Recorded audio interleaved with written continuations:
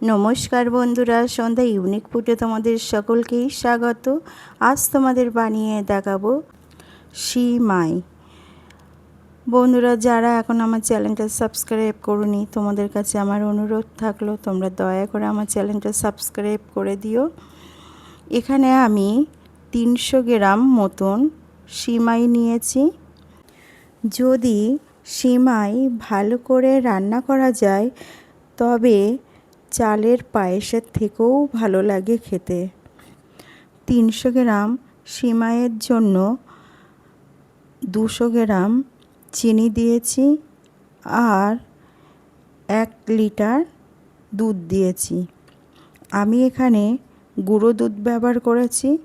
1 litre উষ্ণ গরম জলে 100 গুঁড়ো দুধ গুলে নিয়েছি আর অল্প কিছু কাজু নিয়েছি। কড়াইতে 2 চামচ ঘি দিয়েছি। ঘিটা ভালোভাবে গরম করে নিয়ে 3টে তেজপাতা দিয়ে ভালো করে ভেজে নেব। 3টে তেজপাতা ভালোভাবে ভাজা হয়ে গেলে 3টে এলাচ মুখ ফাটিয়ে রেখে দিয়েছি। সেই 3টে এলাচ কড়ার ভিতরে দিয়ে ভালো করে ভেজে নেব। তেজপাতা আর এলাচ ভালোভাবে ভাজা হয়ে গেলে এবার কড়ার ভিতরে সিমাই ঢেলে দিয়ে ভালো করে লাল লাল করে ভেজে নেব। সিমাই অবশ্যই ঘি দিয়ে ভাজতে হবে, অন্য কিছু দিয়ে ভাজলে ভালো লাগবে না, আর একটু ঘির পরিমাণও একটু বেশি লাগে। এইভাবে নাড়াচাড়া করে সিমাইগুলো ভেজে নেব। আর এই সময় আমি গ্যাসের ফ্লেমটা মিডিয়ামে রেখে দিয়েছি।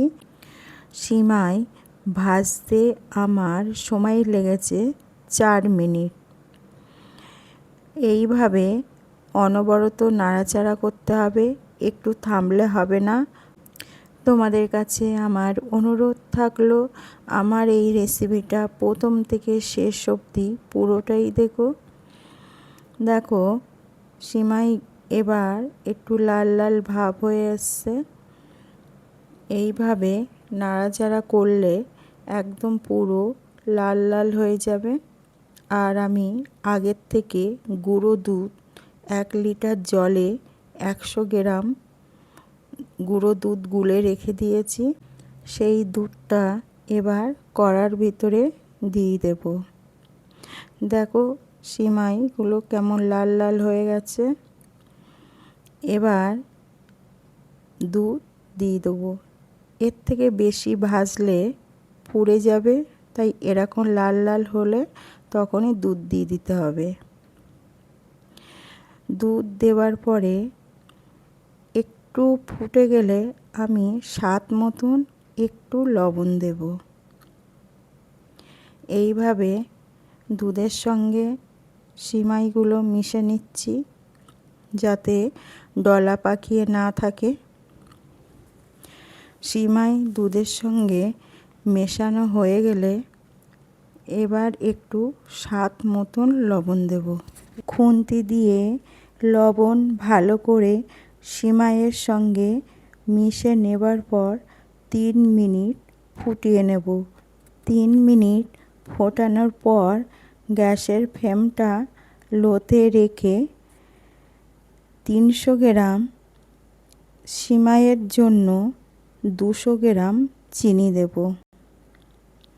চিনি দিয়ে এইভাবে সিমাইয়ের সঙ্গে মিশে নেব। নিয়ে আরও 1 মিনিট ফুটে নেব। দেখো আমার সিমাই পুরো রেডি হয়ে গেছে। এবার সিমাইয়ের ভিতরে কাজু বাদাম দেব।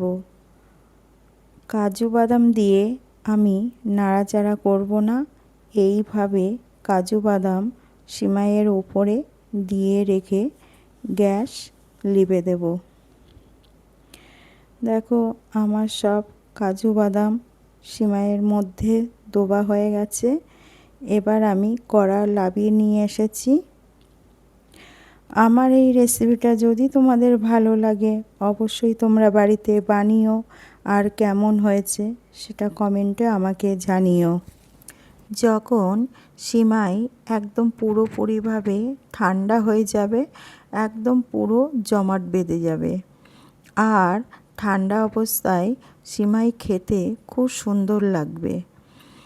আমার এই ভিডিওটা যদি তোমাদের ভালো লাগে তবে তোমাদের বন্ধু বান্ধবী আত্মীয় স্বজন সবার মধ্যে শেয়ার করে দিও, আর আমার ভিডিওতে একটা লাইক দিয়ে তোমরা সবসময় আমার পাশে থেকো। কাল আবার দেখা হবে নতুন একটা রেসিপি নিয়ে। তোমরা সবাই ভালো থেকো, হাসি খুশিতে থেকো, আর সবাই নিজের পরিবারের দিকে খেয়াল রেখো।